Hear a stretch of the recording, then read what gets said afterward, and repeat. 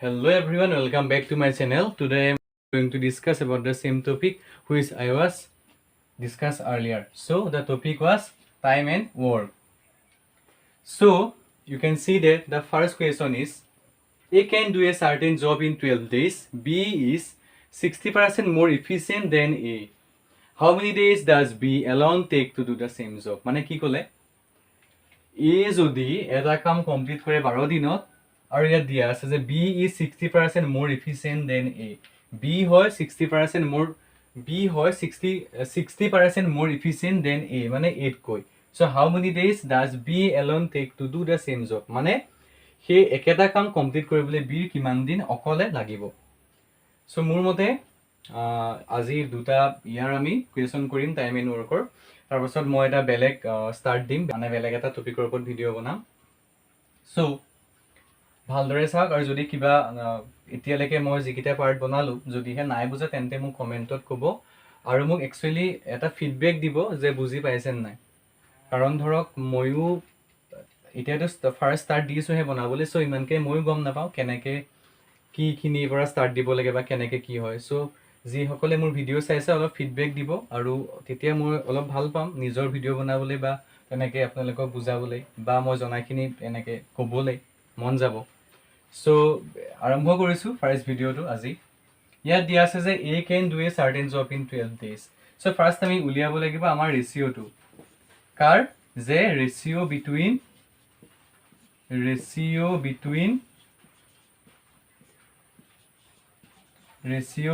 what? Ratio' between আমি উলিয়াব লাগিব যে A আৰু Bৰ। চ' ইয়াত আমি কি গম পালোঁ যে A হ'ব 160%, মানে 160 and B 100। গম পালোঁ কেনেকৈ? বিকজ B is 60%, বিকজ ইয়াত কি দিয়া আছে যে B is 60% more efficient। চ' আমি গম পালোঁ যে A হ'ব 160 আৰু B হ'ব 100, মানে B এ যদি এটা কাম 100 দিনত কমপ্লিট কৰে তেন্তে A সেইটো কাম কমপ্লিট কৰিবলৈ সময় লাগিব 160 দিন, because B is 60% more efficient. So from here we can calculate. So now suppose B takes X days to complete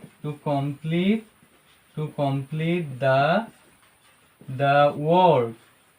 So কি হ'ব যে আমি ইয়াত এনেকৈ we can write, so এইটো অকণমান simplify কৰি দিওঁ, এইটো 8 আৰু এইটো 5 হ'ব, হৈ গ'ল। so আমি ইয়াত we can write now 8:5 is equal what?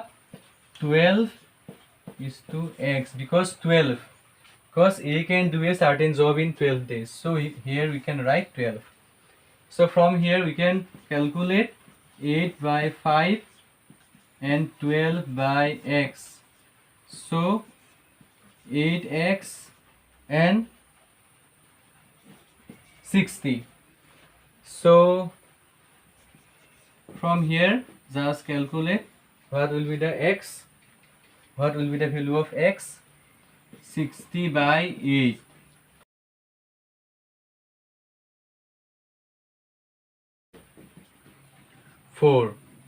So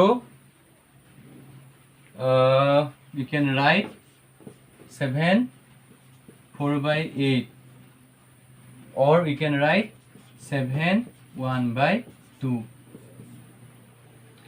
So 7 1/2 days. Okay, so now let's move to the next question. So in this question we can see that A can do a piece of work in 10 days. So ইয়াত কি দিয়া আছে যে A এটা কাম কৰিব পাৰে 10 দিনত and B in 20 days, B এ পাৰে 20 দিনত। So they work together, but 2 days before the completion of the work A leaves. তেওঁলোকে একেলগতে কাম কৰিছিলে, but কামটো শেষ হোৱাৰ 2 দিনৰ আগত A leaves, A সেইটো কাম বাদ দিছিলে। So in how many days was the work completed? তেন্তে কিমান দিনত সেইটো কাম কমপ্লিট হৈছিল? So first আমি ইয়াত উলিয়াব লাগিব যে B এ এদিনত কিমানখিনি কাম কমপ্লিট কৰিছিলে আৰু with. So we can write B's 1 day's work B's 1 day's work will be what? 1 by 20. 1 by 20. And therefore, B's 2 days work will be what? 1 by 20 into 2, or we can write 1 by 10. Okay. So next we can write remaining work. So the remaining work will be 10 by 10 minus 1 by 10, or we can write simply 1 minus 1 by 10. Same. So the answer will be 9 by 10. 9 by 10. হৈ গ'ল লিখিলেগে। আমি এতিয়া উলিয়াব লাগিব যে A আৰু B এ এদিনত কিমানখিনি কাম কমপ্লিট কৰে। So we can write A plus B's 1 day's work. 1 day's work.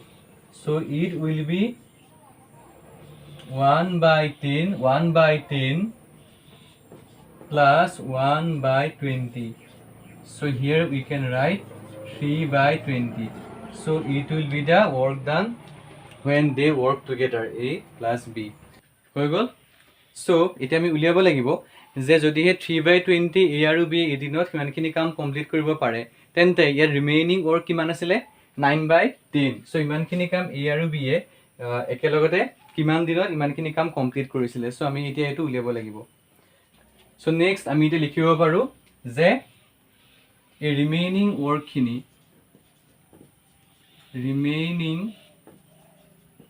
যিখিনি ৱৰ্ক আছিলে ৱৰ্কখিনি A আৰু B এ একেলগতে কিমান দিনত কমপ্লিট কৰিছিল। Remaining work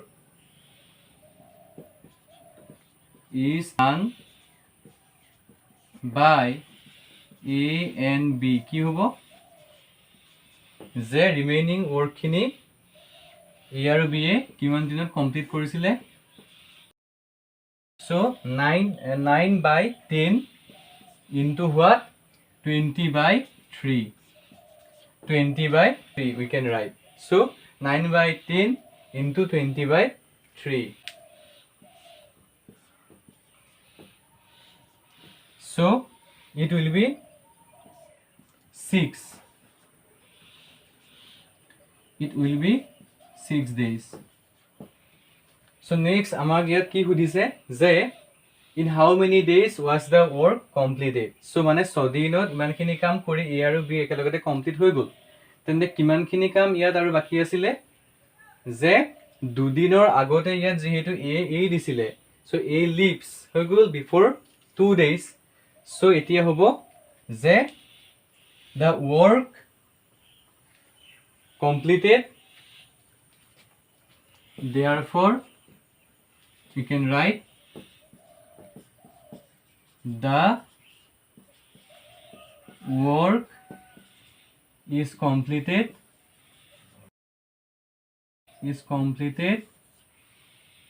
It will be 6. From here we can write 6 plus 2.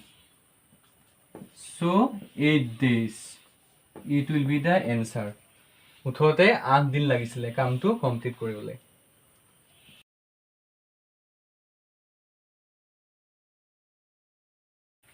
So আজিলে ইমানেই।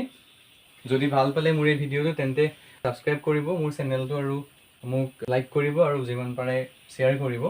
আৰু একচুৱেলি এটা হ'লে মোক ফিডবেক দিব, কমেণ্ট কৰিব যে বুজি পাইছে নে নাই, নে মই আপোনালোকক বুজাব পাৰিছোঁ নে নাই মই আপোনালোকক। চ' কমেণ্ট কৰিব মোক। চ' আজিলৈ ইমানেই। আকৌ লগ পাম নেক্সট এটা বেলেগ টপিকৰ ওপৰত।